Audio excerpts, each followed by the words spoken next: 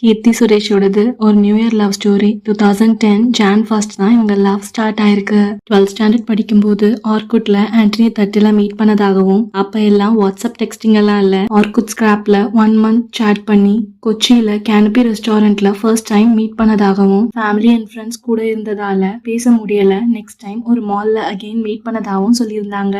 அவங்களுக்கும் ஆண்டனி தட்டிலுக்கும் 7 years difference and meet பண்ண டைம்ல அவர் கத்தார்ல ஒர்க் பண்ணிட்டு இருந்தாரு. எங்களது லாங் டிஸ்டன்ஸ் ரிலேஷன்ஷிப் 5-6 இயர்ஸ்ல கொச்சின்ல பிசினஸ் தொடங்கிட்டாரு. அந்த டைம்ல நானும் காலேஜ் முடிச்சுட்டு ஆக்டிங் கரியர் ஸ்டார்ட் பண்ணிட்டேன். நானும் தட்டிலும் எங்க விஷயங்களை ரொம்பவே பிரைவேட்டா வச்சுக்க விரும்புவோம். தட்டில் மீடியா ஷை பர்சன் அண்ட் பப்ளிக்ல கை கோர்த்து கூட நடக்க மாட்டோம். அவர் ரொம்பவே சப்போர்ட்டிவ். எல்லா பொண்ணுங்களுக்கும் அவங்க அப்பா தான் சூப்பர் ஹீரோ. அப்பாக்கு அடுத்து அவங்க லைஃப் பார்ட்னர் தான் சூப்பர் ஹீரோவா பாப்பாங்க.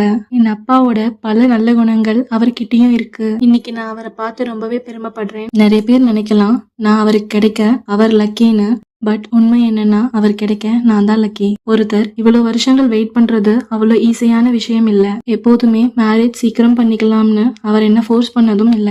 என்னுடைய டெசிஷன்ஸ்க்கு மதிப்பு கொடுத்தாரு. அவர் பெண்களை மதிக்கிற விதம் எனக்கு ரொம்பவே பிடிக்கும். இவர் எனக்கு கிடைச்சதுக்கு கடவுளுக்கும் என் பேரண்ட்ஸ்க்கும் நன்றி சொல்றேன். எங்க வெட்டிங் ரொம்ப எமோஷனலான ஒரு வெட்டிங். 400 பேர் வந்திருந்தாங்க. அதுல 25 செலிபிரிட்டிஸ், 150 பேர் ரிலேட்டிவ்ஸ் அண்ட் 125 பேர் ஃப்ரெண்ட்ஸ். 15 years ஆஃப் லவ்க்கு அப்புறம் எங்க கல்யாணம் ரொம்பவே அழகா நடந்துச்சு.